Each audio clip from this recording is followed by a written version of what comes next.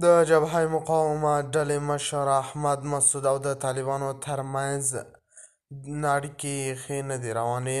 د مقاومت جبهې قومندان احمد مسعود وایي چې دوی به د طالبانو خلاف خپلې مبارزې ته دوام ورکوي او پر شا به نه راګرځي. د خرابات ټي وي چینل درنو لیدونکو سلام، ستړي مه شئ، وخت مو بخیر. هیله لرم چې جوړ او روغ به یې. په سر کې یادونه کوم که خرابات ټي وي چینل مو نه وي سبسکرایب کړی، په درنښت سره خرابات ټي وي چینل سبسکرایب کړئ. مسعود وایي دوی به تر هغه مبارزه کوي چې خپلو حقونو ته ورسیږي. مسعود پر خپل رسمي فیسبوک پاڼه لیکلي کله هم د الله ازادۍ او عدالت لپاره له مبارزې لاس نه اخلو. احمد مسعود وایي خلک خپلې پرځای غوښتنې لپاره مبارزه کوي او مبارزه به یې تر هغه وي چې خپلو غوښتنو ته ورسیږي.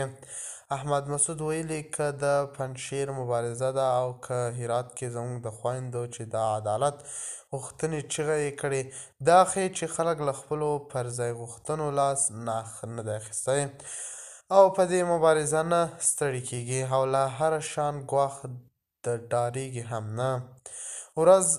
وړمه ورځ په هرات کې لسګونه مېرمنې سړکونو ته راوتلې وې او ویل یې چې تېرو 2 لسیزو لاسته راوړنې دې خوندي وي. پرون بیا کابل کې ځینې مېرمنې راوتلې وې او ویل یې چې راتلونکي حکومت او پرېکړو کې دې د دوی حضور پام وړ وي.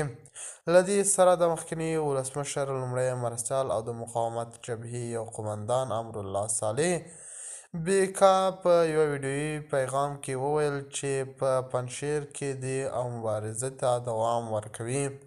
د خرابات ټي وي چینل درنو لیدونکو دا و زموږ ته د مهال چمتو کړی خبر. د نورو خبرونو لپاره خرابات ټي وي چینل په درنښت سره سبسکرایب کړئ. د الله په امان تر بیا خیر شرې.